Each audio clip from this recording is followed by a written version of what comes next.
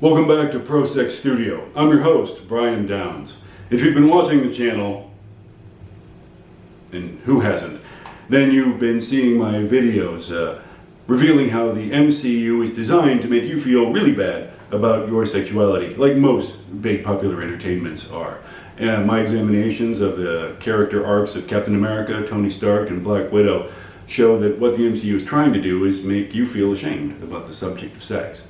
So today, to change things up a little bit, we're going to be talking about Deadpool, the big exception. No. In fact, you're about to be killed very, very slowly by an anti-sex Zamboni. Let's talk about Deadpool, the character. What sets Deadpool apart? Why is he fun? Because he's different.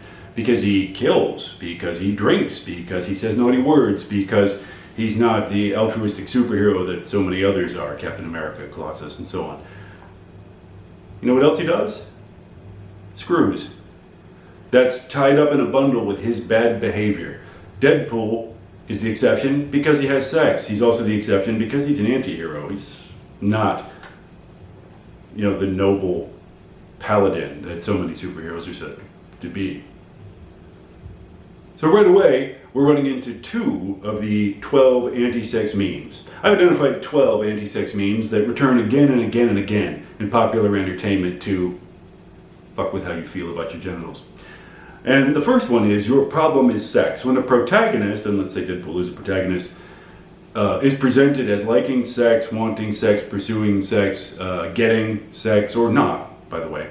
There are 2 ways protagonists can do this. They can either be good at getting sex, which makes them pathetic, or they can be bad at getting the sex they want, which also makes them pathetic. So you see how there's no escape there. You're going to be pathetic. But it's a character flaw. Being interested in sex is a character flaw, just like Deadpool's selfishness and substance abuse. Or we might be talking about negative meme number 5. It's villains who sex. Bad characters are allowed to have sex, to want sex, to pursue sex, to use sex. That's what makes them bad very often. Their villainy and their sexuality tied up like this. As I've said before, if you meet a woman who wants sex with you, there's a 100% chance that she is a vampire, an android infiltrator, or trying to steal the jewels in your vault. So just the character of Deadpool is pretty sex negative, but let's move on to the actual film, shall we? We open the film with a freeway shootout, which the film rearranges its own continuity and flashes forward and back in order to front load the film with that sequence to show that Deadpool kills people and laughs about it, to reinforce his anti-hero status. But it's at 16 minutes into the film that we see the first hint of Wade Wilson's sexuality. This is the backstory before he becomes Deadpool. He is a mercenary, a bad guy who gets paid to give trouble to other bad guys. And what he's been paid to do is straighten out a guy named Jeremy, who is stalking a young woman. Jeremy's a pizza delivery guy, and Wade Wilson arranges to be part of a pizza, to be there when he's delivering a pizza, and to throw him up against the wall, threaten him with violence, and tell him to stop with the stalking. So Wade Wilson's first tool is violence and intimidation. He's an anti-hero, and he has sex. And, by the way, he sexually menaces Jeremy, right? He suggests homosexual rape in a joking kind of way.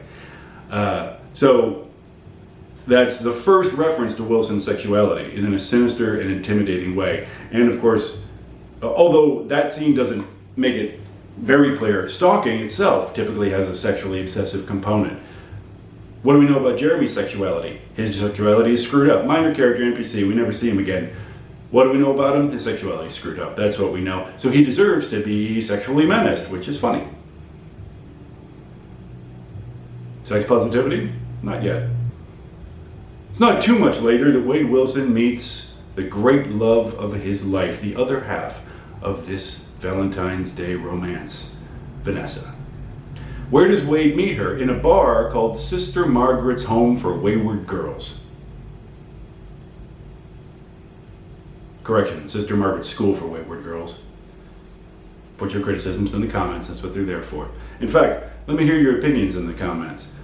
I know a lot of you think I'm wrong in the head, sick, obsessed, etc. You're not going to tell me anything I didn't hear from my third grade teacher. Just lay it in there. In any case, it's Sister Margaret's School for Wayward Girls. Where does he meet her? In the School for Wayward Girls. He's got some money to spend. She approaches him. She approaches him in a very flirtatious and sexy way. Why? She's a prostitute. Who is allowed to demonstrate their sexuality? Prostitutes. I don't have anything against prostitutes. Of course, prostitution ought to be legal everywhere. What consenting adults do cannot, by definition, be a crime. But she's a prostitute. That's why she gets to exercise her sexuality in this way. She and Wade meet. They clearly connect. Obviously, the movie wants us to support this relationship and root for this couple. How do they connect? They're comparing notes on their nightmarish childhoods, both of which featured a lot of rape. And they're delivering these lines in sort of a joshing way, like you're not sure if either of them are telling the truth. But that's what they're doing. Hey, do you know how I'm going to connect with a new lover? Now I'm going to find love. Talking about how I was raped as a child. This is, of course, making sex seem weird, off-putting, disturbing. This is another negative meme called Danger is Sex. That's negative meme number 2. Danger is sex. Sex is often presented in a weird, off-putting, or dangerous way, or vice versa.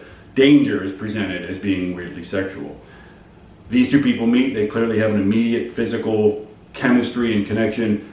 Let's talk about sexual abuse of children. But in a joking way, which makes it all right.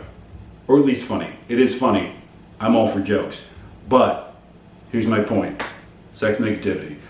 This is the great love story we're supposed to follow. The connection between these two people is what we're supposed to support. Rape children. In talking about how they were raped as children, Vanessa laughs and says, "Who would do such a thing?"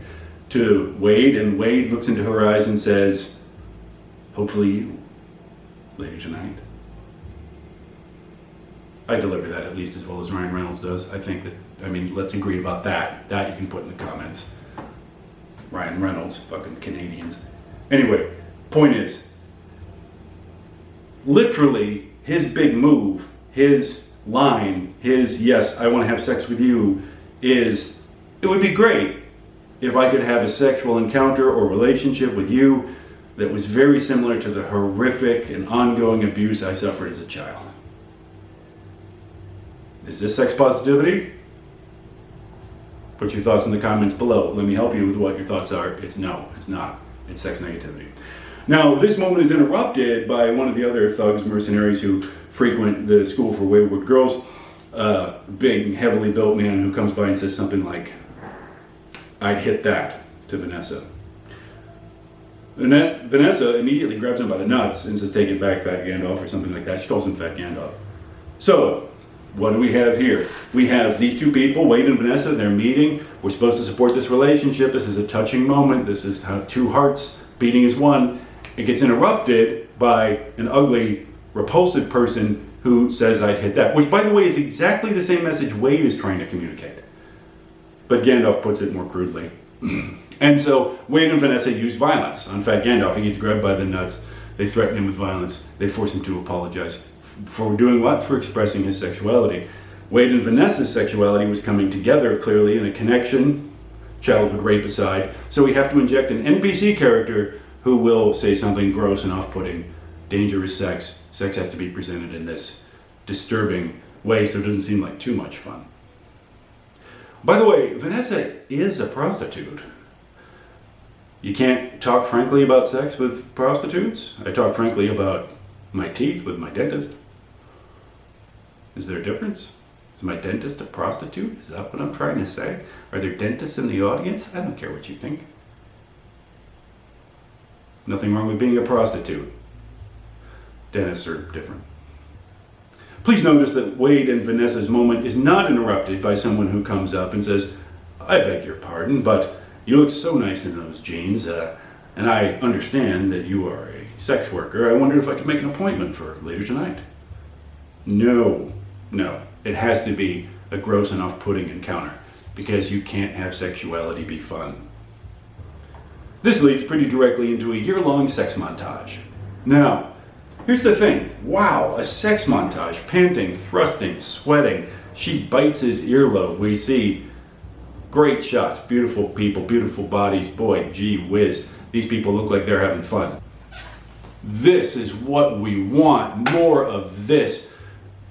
Wade Wilson gets to take pleasure and joy in his sexual relationship. This is the same way I should take pleasure and joy in my sexual relationship with Morena Baccarin, and the same way that you should take pleasure and joy in your sexual relationship with whoever you can talk into it. The girl who works at the car wash, I get, whatever. I mean, you do your thing. Your local pool might not be like full of first-rate candidates. Good luck to you. That's what I'm saying. But they do that. Even that is designed to be a little weird.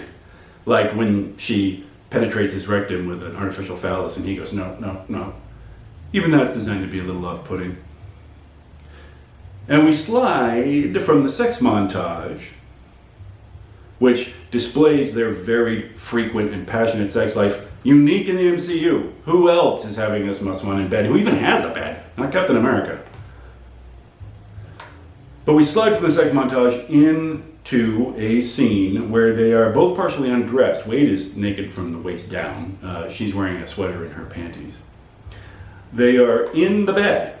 The bed we've just seen them screwing in. It's a small apartment, by the way. It's basically bedroom, kitchen, bathroom, all in one room. In the bed, partially undressed, very sexy scene, very sexualized, something you rarely see. Have we ever seen Iron Man have this much? Well, yes, with NPCs, one of whom he turned into a demon, and one of whom he turned into trash with his penis. Certainly, Captain America, no. Luke Skywalker, no. No way. Luke Skywalker, of course, being celibate his whole life. But that's a subject for another video. So now they're in their bed together, partially undressed, two beautiful people. We've just seen their passionate sex life. He says, let's get married. She says, yes, I want to get married. A wonderful, touching moment. Two hearts beating together. He goes and urinates, right? And by the way, the toilet is in full view of the bed, which is kind of a strange and unpopular arrangement for an apartment. And we're going to move from eroticism, love, to I'm peeing, which is not attractive.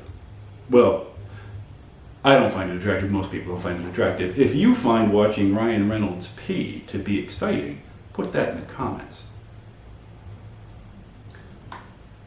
Wade turns back around, takes off his shirt or sweater he's wearing, standing there. Of course, Ryan Reynolds, terrifically fit, good-looking, handsome, rubs his hands together like this. Vanessa's lying in the bed, looking very fetching.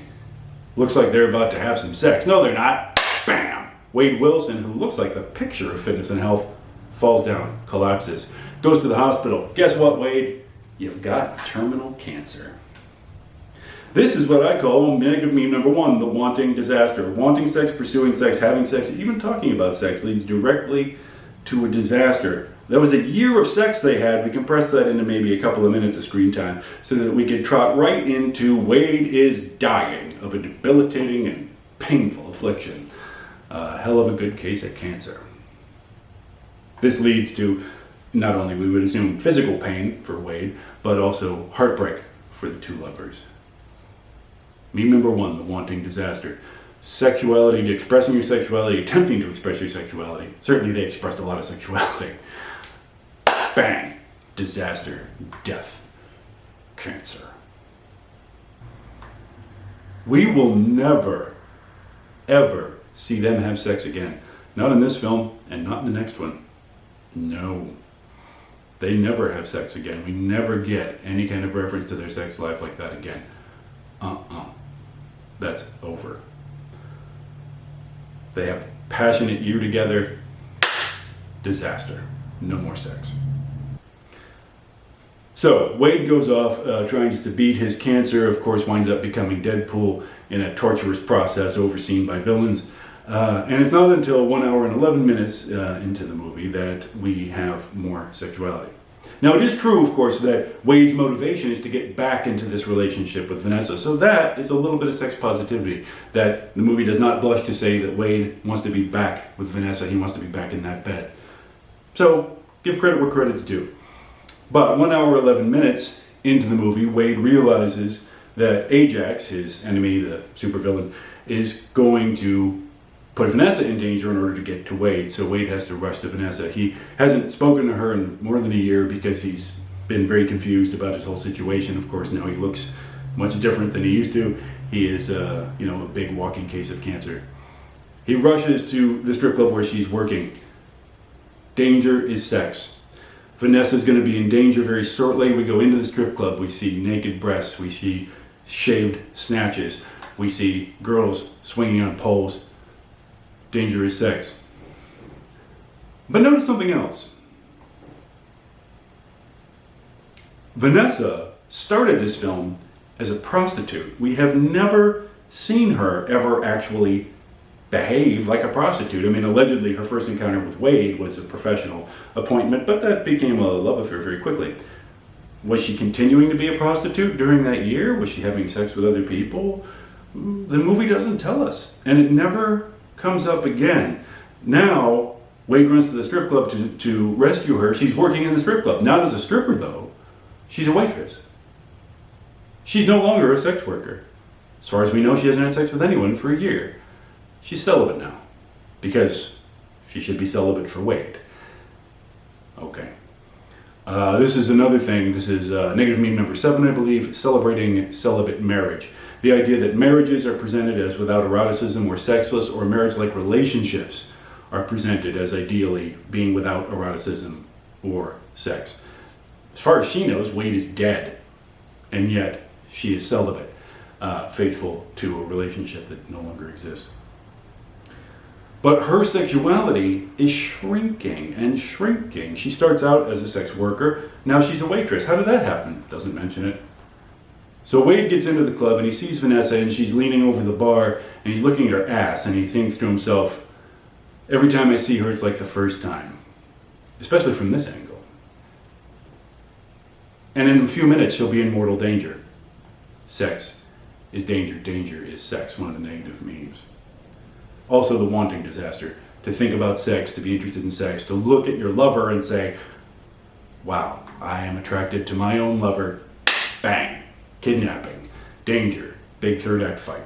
And then we get to the end of the film and the end of the sexuality of the film at 1 hour and 36 minutes. Now here's a moment of my sub-theme, which is bad behavior in female characters that we would never accept in male characters. Women in movies are permitted to do things that men are not permitted to do.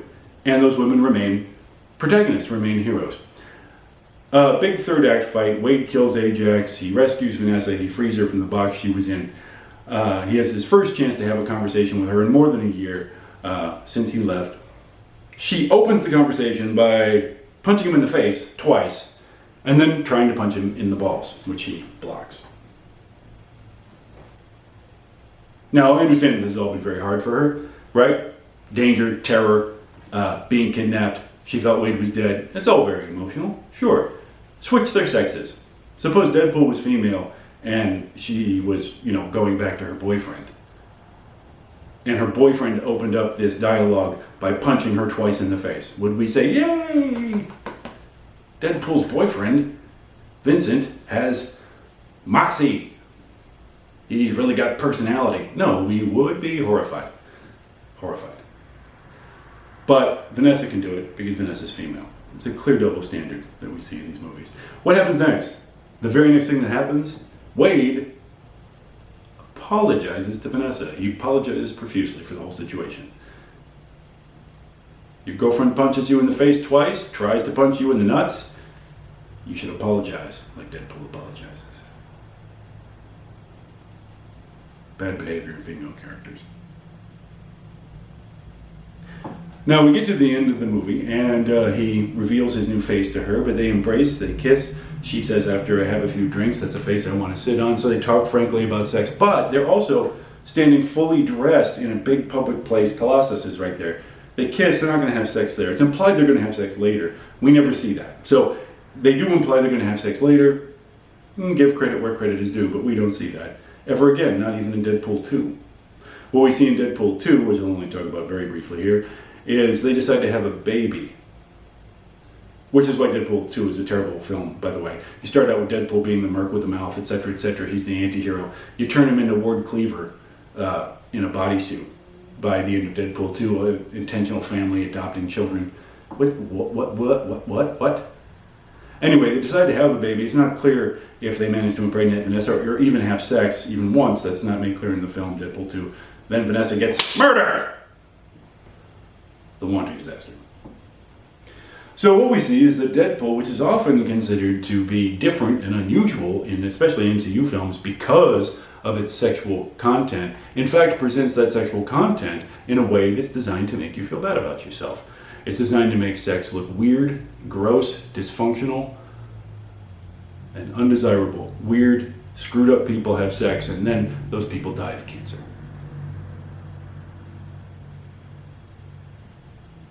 So, sex positivity? Not a lot. Also, Deadpool is another negative meme. Sexy killers. Really good looking and attractive people kill a lot. Well, really the other way around. People who kill a lot are really good looking and attractive. Deadpool's played by Ryan Reynolds, who is remarkably handsome, funny, charming, all of that. He also kills a lot of people, doesn't feel the slightest bit bad about it. Lethal violence is one of his go-to strategies for everything. Heroes kill and destroy and are celibate, usually. In this case, Deadpool's not celibate. He does have that screwing montage with Vanessa. Villains kill and destroy in the service of their evil plans as opposed to the greater good. And do have sex, which is another way that Deadpool straddles this anti-hero line. So we see that, in spite of Miranda Baccarin jumping up and down on Ryan Reynolds, however much fun that is to look at, Deadpool is sex negativity from top to bottom. If you're finding any of this interesting or illuminating, please subscribe, like, share the channel, talk to your grandma about it, she'll enjoy it. You're going to be surprised to find out how widespread this sex negativity is. Thanks for watching.